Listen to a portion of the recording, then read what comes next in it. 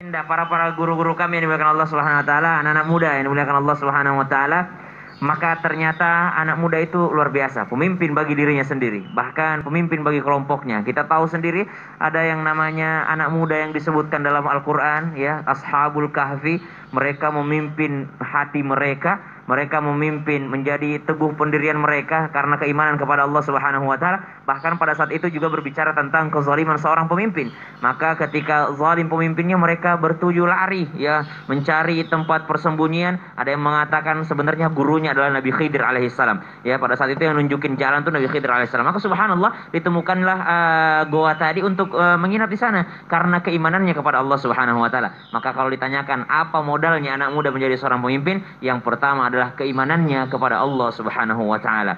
Karena tanpa keimanan kita ini nggak percaya pahala, dosa, surga, neraka. Kalau nggak pakai keimanan, apa yang membuat kita berbuat baik? Karena kita punya iman kepada Allah Subhanahu wa taala. Karena kalau kita tidak punya iman kepada Allah Subhanahu wa taala, kebaikan kita hanya baik kepada orang yang baik kepada kita. Tapi kalau iman kepada Allah Subhanahu wa taala, mau gimana lagi? Kita ini pemimpin, harus memperbaiki hubungan kita terhadap Allah Subhanahu wa taala. Yang kedua, modal apa yang harus dibutuhkan oleh seorang pemuda? Tentunya ilmu. Tidak mungkin juga seorang menjadi pemimpin kalau dia tidak kompeten dalam hal memimpin tadi. Maka dikatakan di awal-awal Islam itu indah, di awal-awal episode dikatakan ada kerajaan yang hancur bukan karena pemimpinnya, tapi karena tidak kompetennya seorang pemimpin tadi. Akhirnya kan hancurlah kerajaan Persia pada saat itu karena pemimpinnya yang tidak kompeten. Maka subhanallah harus punya ilmu pengetahuan. Ilmu apa? Ilmu strategi, ilmu dunia, ilmu matematika, ilmu kedokteran, ilmu apapun itu, yang jelas ilmu itu berlandaskan daripada Allah Subhanahu wa taala. Ada iman, ada ilmu, maka derajat akan naik.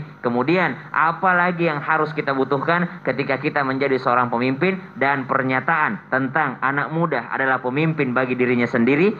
Lihat, kita nih kalau nafas aja nih, kalau nafas kita perhatikan, tarik hembuskan.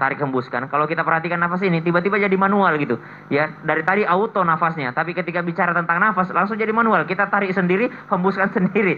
Maka ini apa yang kita punya di tubuh kita ini, kita yang mengendalikannya. Mumpung teman-teman masih bisa mengendalikannya, ayo kita kendalikan sekarang. Tapi kalau nanti di hari kiamat, kata Al-Qur'an, kata Allah dalam Al-Qur'an, ba'da naqul a'udzubillahi minasyaitonir rajim, اليوم نختم على أفواههم وتكلمنا أيديهم وتشهد